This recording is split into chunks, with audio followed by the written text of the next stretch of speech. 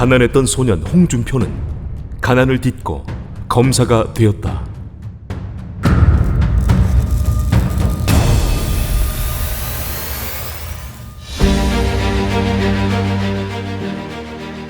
모두가 힘들고 배고팠던 시기 1950년대.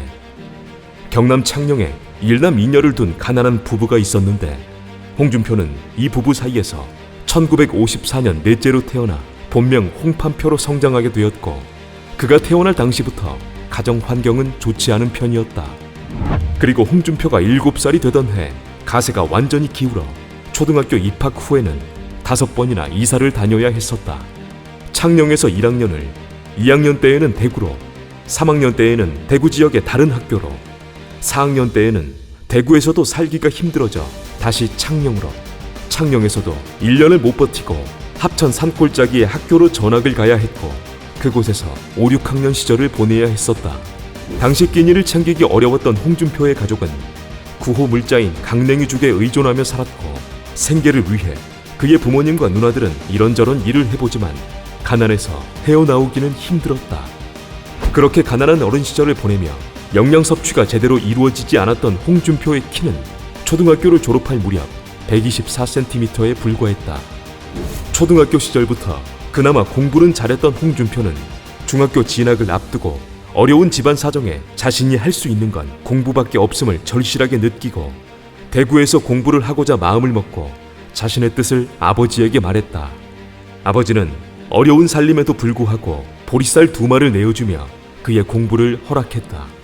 처음으로 부모님과 떨어져 대구에 살며 중학교에 진학해 공부해보지만 힘든 생활은 다를 바 없었다.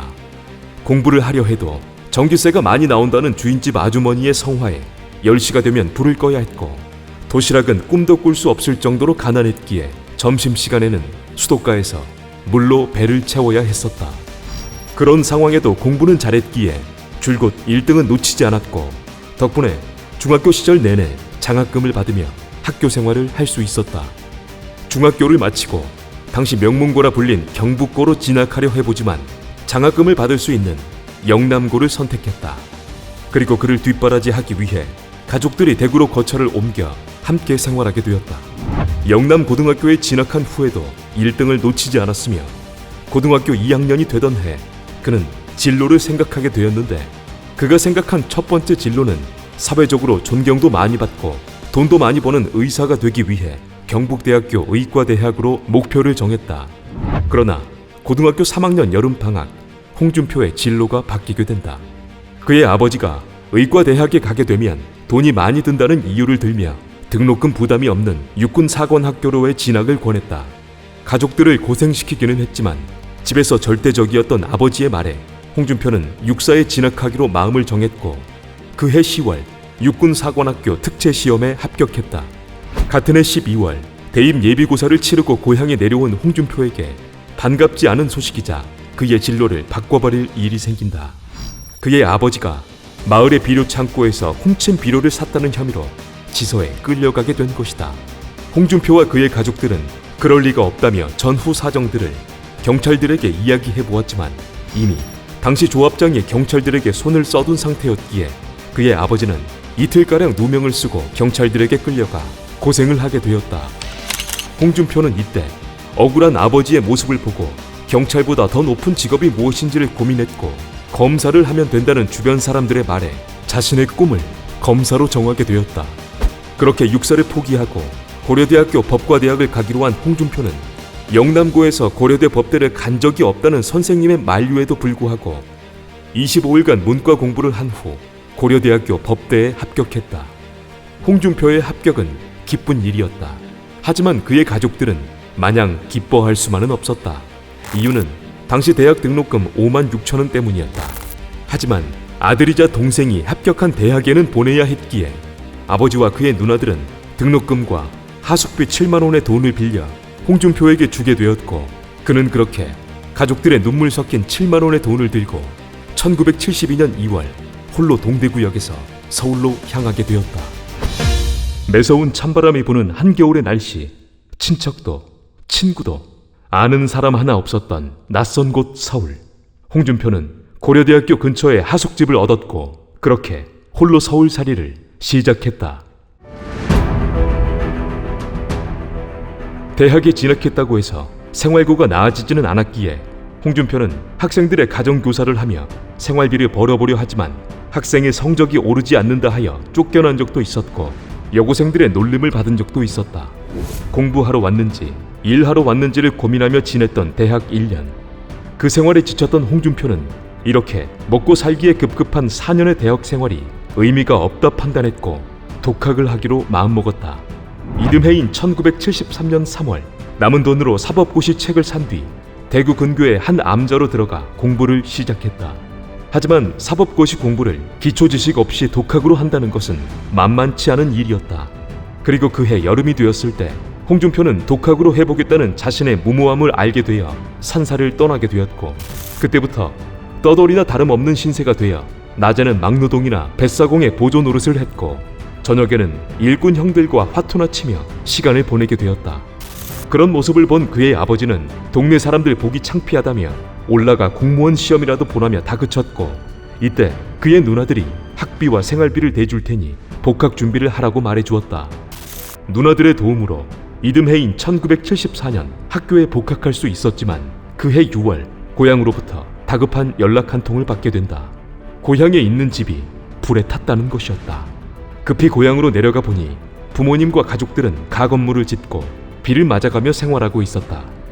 내막을 알고 보니 홍준표의 고향집 뒷집의 아들이 아버지와의 불화로 자기 집에 불을 질렀는데 그 불이 바람을 타고 그의 고향집으로 옮겨부터 뒷집은 멀쩡한 채 그의 고향집만 다 타버린 상황이었다. 홍준표가 고향에 내려갔을 때 이미 뒷집의 아들은 압송된 상태였고 그의 가족은 배상을 받지 못했다. 하루아침에 길에 나앉게 된 홍준표의 가족은 한창 공업도시로 성장하고 있던 울산으로 가면 살 길이 생길 것 같다며 얼마 되지 않던 전 재산을 들고 울산으로 향해 산 골짜기에 있는 단칸방을 얻어 그의 가족들은 힘겨운 생활을 울산에서 시작했고 홍준표는 학교 생활을 이어갔다. 1974년 10월 홍준표의 학교 내에서 유신 반대 운동이 일어나기 시작했고 홍준표도 이때 친구의 요청으로 유인물을 작성하게 되었다. 그 뒤에도 2차례 정도 도요청이 있었고 거절하지 못한 홍준표는 유인물을 작성했는데 이를 계기로 중앙정보부에 끌려가 모진 시간을 보낸 적도 있다. 이때 홍준표는 아버지가 남긴 엉뚱한 짓 하지 말고 공부 열심히 하라는 유언에 따라 학생운동에 더 이상 참여하지는 않고 고시 공부에 매진했다. 대학 졸업이 가까워 왔던 1976년 고시 공부에 열중하던 홍준표는 그의 배우자인 이순삼을 은행에서 보고 첫눈에 반해 집안의 반대에도 불구하고 연애 끝에 둘만의 신혼생활을 시작했다.